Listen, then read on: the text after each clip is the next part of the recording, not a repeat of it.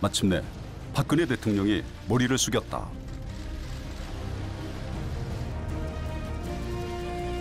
저로서는 좀 더 꼼꼼하게 챙겨보고자 하는 순수한 마음으로 한 일인데 이유 여하를 막론하고 국민 여러분께 심려를 끼치고 놀라고 마음 아프게 해드린 점에 대해 송구스럽게 생각합니다. 대통령은 그동안 완고하게 부인했던 비선 실세의 국정 개입을 시인했다.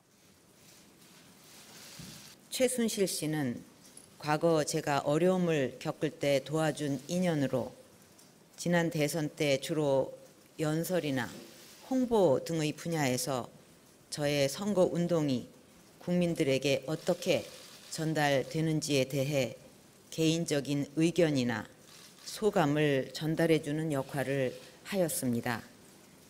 일부 연설물이나 홍보물도 같은 맥락에서 표현 등에서 도움을 받은 적이 있습니다. 소문만 무성하던 어둠 속 비선 실세가 그 존재를 드러내는 순간이었다.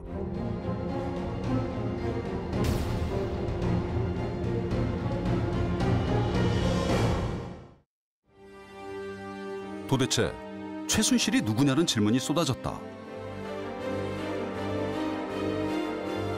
제가 또 그분을 깊이 알았던 적도 없고 그러기 때문에 그분은 평범한 그저 시민, 주부 이렇게 머릿속에 알고 있었습니다. 최순실 씨에 대해서는 언론 보도로만 접했고 한 번도 보거나 만나거나 아는 분이 아닙니다. 그런 보도가 있는 것은 봤습니다만은 그 내용 자체에 대해서는 제가 알지 못하고 있습니다. 총리도 대통령 비서실장도 장관도 모르는 이름, 그것이 최순실이었다. 그거는 처음에 저도 기사 봤을 때 실소를 금치 못했습니다. 중요도도 그러니와 지금 시스템으로 성립 자체가 안 되는 얘기죠. 아니 봉건 시대에도 있을 수 없는 얘기가 어떻게 그런 것이 밖으로 활자화되는지. 모두가 부인하던 최순실의 존재가 확인됐다. 발언 당사자는 다름 아닌 박근혜 대통령이었다. 일부 연설물이나 홍보물도 같은 맥락에서 표현 등에서 도움을 받은 적이 있습니다. 일개 자연인이 대통령의 연설문과 홍보물에 빨간펜을 대고 수정하는 기막힌 일이 벌어진 것이다. 대통령의 연설문에 공직자가 아닌 일개 자연인이 관여하는 것이 가능한 일일까? 이명박 정부 시절 박형준 정무수석의 이야기를 들어봤다. 이명박 대통령은 연설에 대해서 굉장히 준비를 많이 하는 대통령이에요. 굉장히 꼼꼼하죠. 성격도 그러시지만 연설 비서관실에서 초안이 만들어지면 그게 그대로 연설로 되는 경우는 거의 없습니다. 그걸 이제 수석회의에서 검토를 하고 또 대통령께서 연설 비서관이 썼지만 이거는 수석들 가운데 그 문제에 관해서는 더 정교하게 쓸 수 있는 사람들한테 한번 더 써보라고 얘기를 하고 그걸 가지고 고쳐서 써보라고 그러고 그리고 또 고쳐서 써온 걸 갖고 여러 사람들이 토론을 하고 알지도 못하는 사람에 의해서 수정이 되고 그게 국정농단이죠. 노무현 정부 시절은 어땠을까? 청와대 문건이 밖으로 유출되는 것이 가능했을까? 대통령의 특별한 메시지, 어떤 계기를 통해서 특별한 메시지를 던져야 될 경우 이런 경우에는 청와대 전체가 다 달라붙어요. 그렇게 해서 여러 단계의 절차를 거쳐서 이제 최종적으로 대통령께 보고가 되는 것이죠. 문건 생산은 이렇게 되는 것이고 근데 이 문건이 외부로 유출되는 것은 그야말로 상상을 할 수가 없는 겁니다. 정보보안팀에서 이거를 실시간으로 또한 하고 있기 때문에 그러한 시스템인데 이번에는 이제 박근혜 정부에서는 그 문건들이 다 나간 거 아닙니까? 그러니까 이것은 그야말로 국가의 근간을 뒤흔드는 완전히 그야말로 대통령 비서실장, 이원종 비서실장 말씀대로 봉건 시대에도 있을 수 없는 그런 일이 이제 발생을 한 것이고.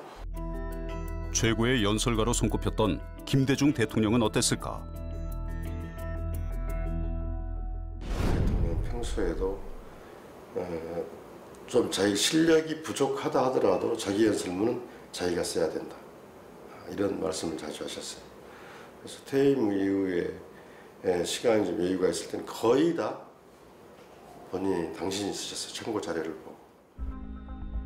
김대중 대통령도 자문을 받았지만 어디까지나 공적 라인에 한정됐다. 검증 시스템이 많을수록 좋죠. 근데 지금의 경우는 전혀 권한도 책임도 없고 또 어떤 전혀 문제는 그 최순실 씨가 유승민 의원이 강남 아줌마한테 맡겼냐 이렇게 이야기를 하고 있어요. 많은 사람들이 그렇게 이야기를 하고 있어요. 도대체 그분이 어떤 능력을 가지고 있고 어떤 식견을 가지고 우리는 몰라요. 오로지 그 대통령과의 관계, 과거 그 최순실 씨 아버지 때부터 내려오는 묘한 그런 사적인 관계가 국정 연장으로 나타났다는 것에서 상당히 박근혜 대통령 인식에 문제가 있었다. 인식에. 더욱 큰 문제는 최순실의 문건 수정이 대통령의 연설 직전 단계에서 이루어졌다는 사실이다. 하루 전이면 하루 전에도 연설문이 안 돼 있으면 거의 그건 사고죠.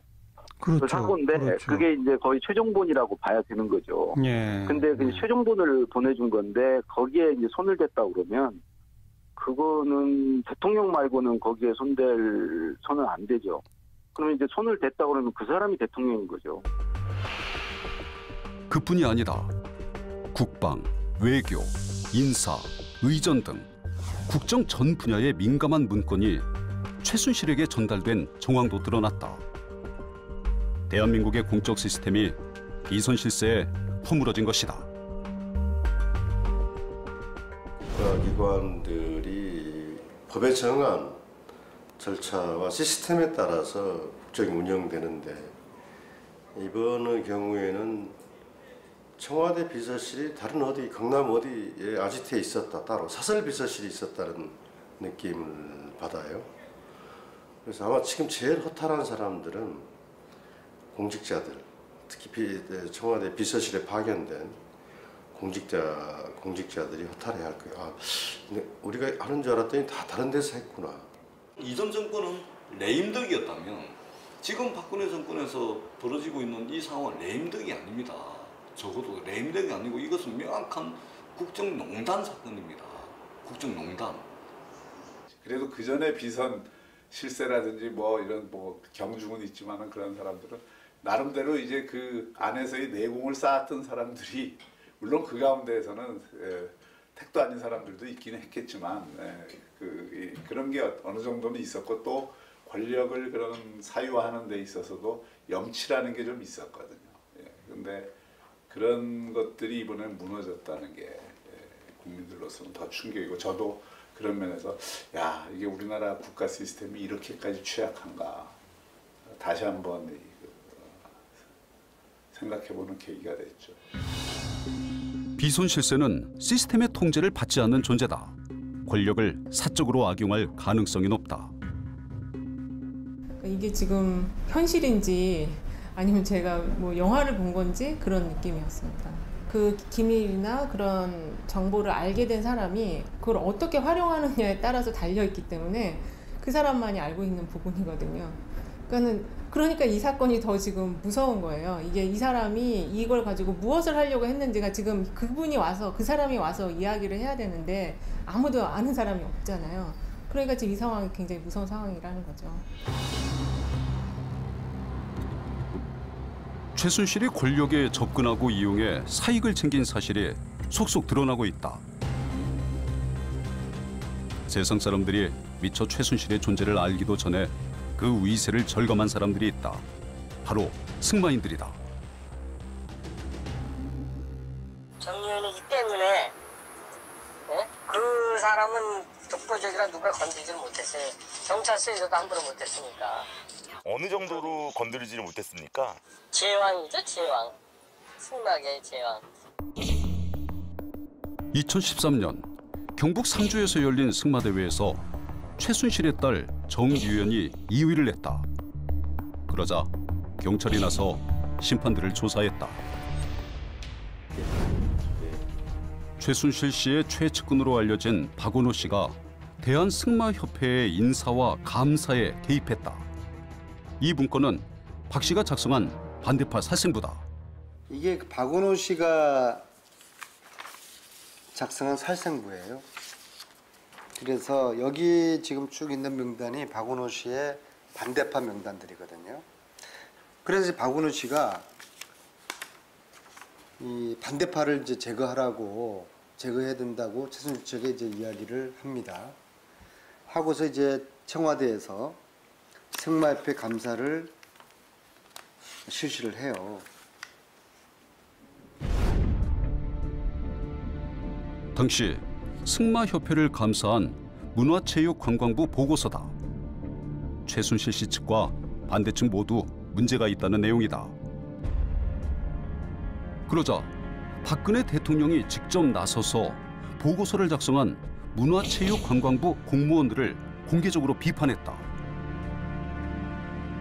승마협회 감사를 한 문화체육부의 국장과 과장, 그 사람들 참 나쁜 사람이라고 하더라. 그렇게 유진용 문체부 장관한테 이야기를 하고 그 두 분이 찍어내기를 당하는 거죠. 그리고 최근에 그 두 사람이 아직도 그 사람들이 거기에 있느냐, 그렇게 해서 공직의 옷을 벗게 되죠. 이게 만약에 사실이라고 그러면은 대통령 스스로가 국기를 문란한 것이죠. 최순실을 건드리면 대통령이 나선다는 소문이 돌았다. 2014년 최순실의 딸 정유연이 아시안게임 국가대표에 선발됐다.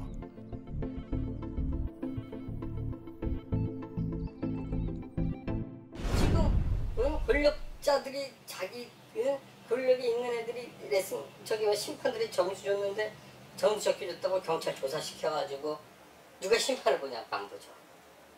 갖다는 안 좋은 놈들인데 털은 뭔지 안 나오겠냐고. 그러니까 겉을 다 먹고 개 나오면 위에 점수 주고. 어? 승마인들 사이에 정유연이 돈과 권력으로 국가대표가 됐다는 이야기가 돌았다.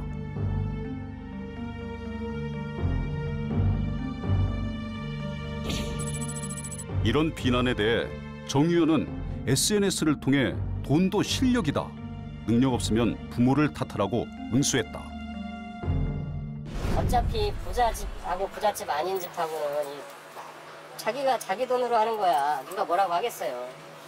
그런 차이는 어쩔 수 없겠지만 권력을 가지고 뭐 없는 걸 자꾸 만들어가지고 하고 이렇게 하는 거는 그건 누가 봐도 공정게임이 아니죠. 가뜩이나 돈 없는 애들은 하지도 못하는데 거기다 돈에다 권력까지 가지고 와가지고 하면 뭐 솔직히 말도 잘 못하고 재능도 없는데 돈으로 만드는 애들도 꽤 많아요.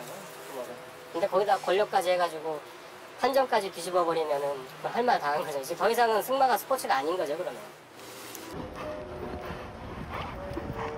결국 정유연은 2014년 아시안게임 마장마술 단체전에서 금메달을 땄다.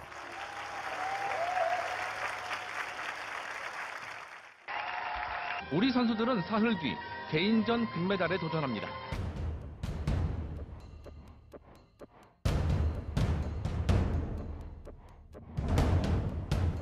그러한 일들이 왜 일어났을까?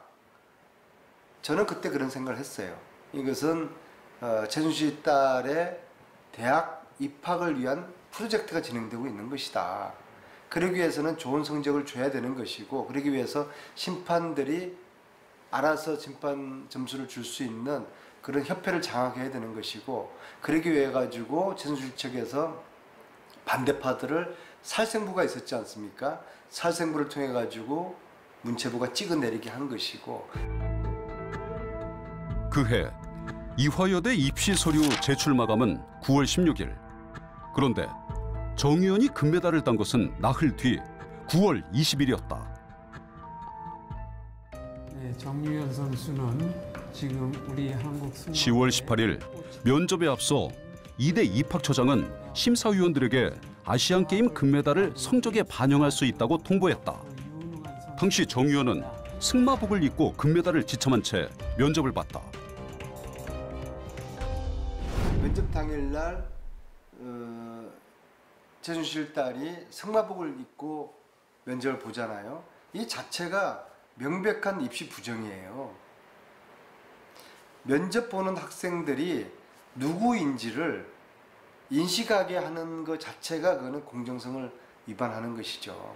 7등한 학생 입장 봤을 때는 죄 때문에 떨어진 것이죠.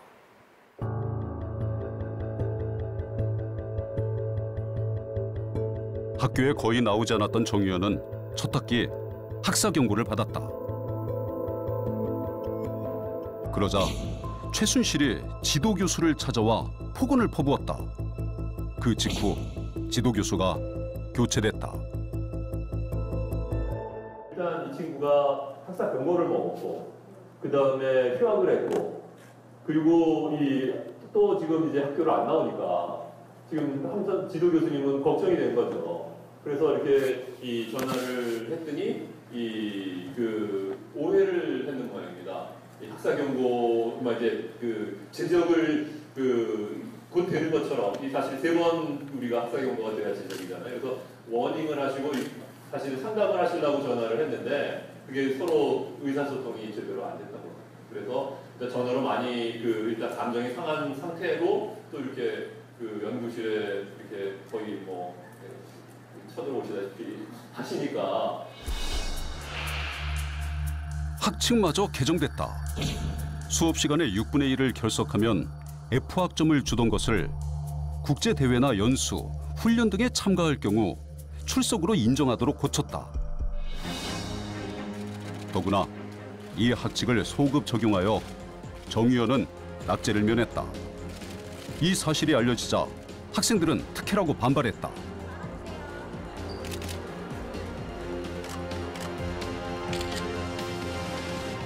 학점을 받는 구조 자체가 상대평가 구조고 누군가 B를 받으면 이제 정유현 학생이 B를 받았으니까 누군가는 한 명이 B를 받았어야 되는데 C를 받았을 거란 말이에요. 아무래도 여학생들이다 보니까 훨씬 이제 꼼꼼하게 학사 관리를 하는 편이고 다른 학교에 비해서 그게 빡세다라고 학부모 구성원들도 인식을 하고 있었고 학교도 그런 거에 대한 일종의 자부심이 있었는데 이제 그게 완전히 무너져 버리는 거죠. 최순실의 딸 정유현은 교수들에게 특별한 대우를 받았다. 지난 여름 중국 구이저우에서 열린 의류산업학과의 2학점짜리 패션쇼. 정유현은 하루 늦게 비즈니스석 비행기를 타고 도착했다.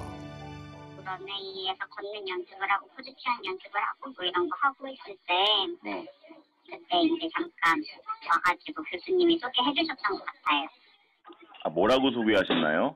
체육 때 학생인데 뭐 피지컬이나 프로파일이 좋아서 뭐 모델로 하면 좋을 것 같다. 그냥 이 정도로 말씀해 주셨던 것 같거든요. 그냥 잘 지내봐라 이렇게. 근데 그 시간 이후로는 다시는 못 봤어요. 당시 정유현은 의상을 준비하지 않았고 패션쇼에도 참가하지도 않았다. 그런데도 교수는 2학점을 인정했다. 제가 볼 때는 그게 그렇게 다른 학생들한테 피해를 줬거나 형평성에 많이 어긋난다고 생각하지는 않았습니다. 왜냐하면 다른 학생도 이 프로그램을 위해서 특별히 준비한 건 없었고, 그다음에 사전 평가는 이제 처음에 이제 학생들이 준비했던 그런 스케치나 이런 걸 하고 시술 제거한 거는 그 학생도 똑같이 낸 상황이었고. 하지만 패션쇼에 참가한 학생들의 이야기는 지도 교수의 이야기와 다르다. 옷을 꼭 가져가야 했기 때문에 뭐 저도 그때 일을 하고 있었거든요. 그래서 빨리 옷을 완성해야 돼서 마치고 퇴근하고 와서 옷을 만들기도 하고 주말에도 와서 옷을 만들어야 했고 계속 그 인성 교수님의 마음에 들게 하기 위해서 마음에 들어야 옷을 가져가니까 그렇게 7월 내내를 보냈는데 옷이 없어도 갈 수 있다고 하시면은 정유라 같은 경우 네, 옷이 없어도 꼭 갈 수 있는 수업이다 하시면 그럼 왜 다른 학생들은 그걸 안 들었겠어요? 왜 21명이 그렇게 열심히 옷을 만들어가지고 가져왔겠어요? 말도 안 되는. 근데 중국에서는 정유라 학생을 전혀 보신 적이 없는 거죠? 네, 저는 본 적이 없어요. 왜냐면 그런 학생이 있을 거라고 인지하지 못했기 때문에 제가 또 우물한 개구리였던 거죠 뭐. 바보된 느낌이에요? 그쵸, 바보죠 뭐. 체육학과의 또 다른 교수. 과제를 제출하지 않은 정 의원에게 정중한 이메일을 보낸다. 정 의원이 과제를 보내자 교수는 교정까지 봐줬다. 그리고 교수는 다시 정 의원에게 이상한 답장을 보냈다. 박경민 의원님 질의해 주시기 바랍니다. 마지막입니다. 오전. 네, 오늘 교육부 마지막 국감이니만큼 어제에 이어서 오늘은 교육 중심으로 우리가 밝혀온 것들을 총정리하겠습니다. 화면 봐주셔요. 보고서의 맞춤법과 띄어쓰기 오류, 비문은 셀 수도 없이 많고 보고서에는 심지어 이런 저급한 표현도 나옵니다. 해도 안 되는 망할 새끼들한테 쓰는 수법, 웬만하면 비추함. 정량의 보고서에 담긴 내용입니다. 이경옥 교수가 정유라 학생에게 보낸 메일을 읽어보겠습니다.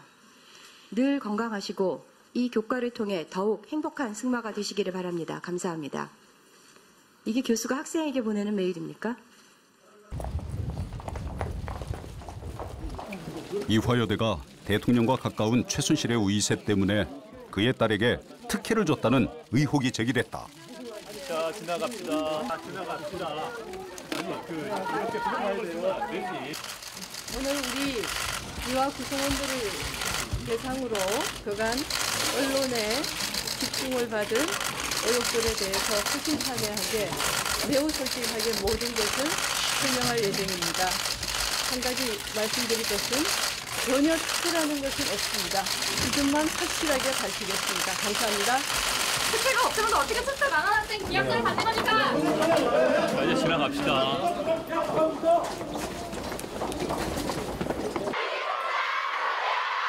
학생들은 최경희 총장의 퇴진을 요구했다.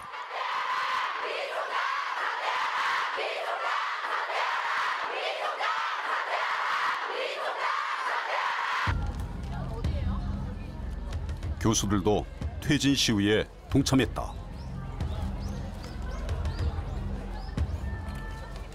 최근 들어 교수들을 더 경악하게 한 것은 청와대 비선 실세로 알려진 최순실의 딸 정모양과 관련된 사안이었습니다. 그것은 정모양의 입학에 특혜가 있었고 연속적인 학사 경고의 위기에 몰린 그녀를 구하기 위해 학칙까지 개정했다는 내용이었습니다. 만일 이것이 사실이라면 이는 우연한 실수가 아니라 모든 학사 행정을 일거에 무효화하고 대학의 존립 근거를 위협하는 폭거임이 분명합니다. 이화여대 최경희 총장이 결국 10월 19일 최경희 총장이 사퇴했다. 최순실이 구축해온 특혜 구조가 균열을 일으킨 첫 사례였다. 균열의 길에 서지 않고 다시 화합과 신뢰로 아름다운 이화 정신을 이어가자는 취지에서 오늘 총장직 사임을 결정하게 됐다고.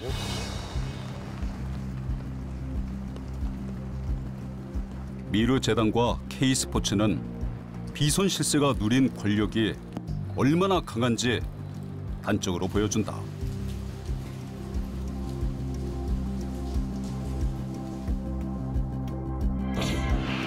문화체육관광부는 직원이 직접 나서 통상 한 달 넘게 걸리는 재단 허가를 단 하루 만에 내줬다. 재단법인 설립 허가와 관련된 히스토리 중에서 유일하게 하루 만에 설립된 기관이 딱 3개예요.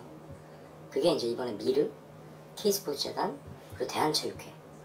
근데 대한체육회 같은 경우에는 그때는 이제 특수 목적이 있었어요. 왜 그러냐면 올림픽을 앞두고 있던 상황이었기 때문에 그 올림픽과 관련된 업무를 빨리빨리 추진하기 위해서라도 하루 만에 설립이 돼야 된다 해서 거의 뭐 대통령령과 같이 추진이 됐기 때문에 하루 만에 설립허가 나온 건데, 통상적으로 제가 재단법인 설립과 관련된 업무를 담당하거나 제가 재단법인 설립을 신청해봤거나 했을 때에도 기본적으로 빨리 받으면 지금 얘기에 나오는 것처럼 20일.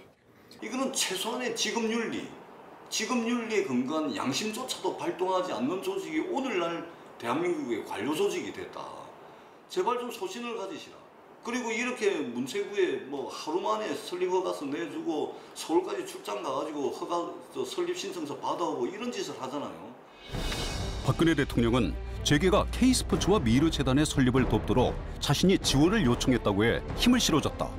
예를 들면 작년 2월 문화체육 활성화를 위해 기업인들을 모신 자리에서 문화융성과 창조경제의 실현을 통한 우리 경제의 대도약을 위해 기업인들의 문화, 체육에 대한 투자 확대를 부탁드린 바가 있고, 또한 지난해 7월 창조경제혁신센터 지원 기업 대표를 초청한 행사에서도 일자리와 부가가치를 창출하는 핵심이 바로 문화 콘텐츠라는 인식을 바탕으로 창조 경제와 문화 융성의 융복합 필요성에 대해 논의하기도 하였습니다. K스포츠와 미르는 정경련을 통해 도합 800억 원을 모금했다. 정경련의 모금에 최순실 씨와 청와대가 개입했다는 증언이 속속 나오고 있다. K스포츠 재단의 정현식 전 사무총장은 회장님으로 불린 최순실 씨의 지시로 SK그룹에 80억 원을 내라는 요청을 했다는 증언이 언론 보도로 나왔다. 또한 청와대 안종범 정책조정수석이 전화를 해 SK와의 얘기가 어떻게 됐는지 물었다고 한다. 정현식 씨에 의하면 80억 원은 최순실 씨의 지시로 독일 비덱에 투자되었다. 그런데 비덱은 최 씨 모녀가 100% 지분을 가진 회사다. 그리고 올해 초 최순실 씨는 스포츠 컨설팅 회사 더 블루케이를 만들었다. 더 블루케이 초대 대표이사를 지낸 조모 씨는 최순실 씨의 지시로 안종범 정책조정수석, 김성률 교육문화수석, 김종 문체부 차관을 만났다고 증언했다. 비선실세 최순실의 사익 추구에 청와대와 문체부 등 국가기관이 동원된 것 아니냐는 의혹이 제기된다. 미르재단과 K스포츠재단에 돈을 모으는 과정, 그리고 그것을 또 집행하는 과정, 이런 모든 과정에서 사적 이익을 챙기는 방향으로 이게 다 이루어지고 있다는 것들이 다 표현되는 거잖아요. 그러면 권력을 가진 사람이 사적 이익을 챙기기 위해서 갔을 때 우리 국민들이 느끼는 그 절망감과 이런 상황은 어떻게 하라는 말이냐. 그동안 비선실세 최순실 씨와 K스포츠, 미르재단 등에 대한 의혹이 제기될 때마다 박근혜 대통령은 근거 없는 의혹이라고 일축했다.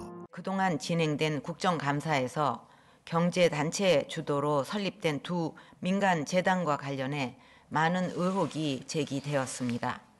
가뜩이나 국민의 삶의 무게가 무거운데 의혹이 의혹을 낳고 그 속에서 불신은 커져가는 현 상황에 제 마음은 무겁고 안타깝기만 합니다. 그러던 중 최순실 씨의 컴퓨터가 발견되고 청와대의 문건이 최 씨에 전달된 사실이 드러났다. 박근혜 대통령은 그제서야 국민들에게 사과했다. 일부 연설물이나 홍보물도 같은 맥락에서 표현 등에서 도움을 받은 적이 있습니다. 서울경찰청 정보부 2년 전 박관천 경정의 청와대 문서 유출 사건 당시 박근혜 대통령은 국기문란 행위라고 비난했다. 위법하다고 보는 겁니다. 이번에 문건을 외부로 유출한 것도 어떤 의도인지 모르지만 결코 있을 수 없는 국기문란 행위입니다. 이런 공직기강의 문란도 반드시 바로 잡아야 할 적폐 중 하나입니다. 박관천 경정은 이 일로 유죄 선고를 받았다. 그보다 더 많은 문건을 유출시킨 박 대통령과 청와대 관계자들, 이들이 어떤 사법 처벌을 받을지 주목된다.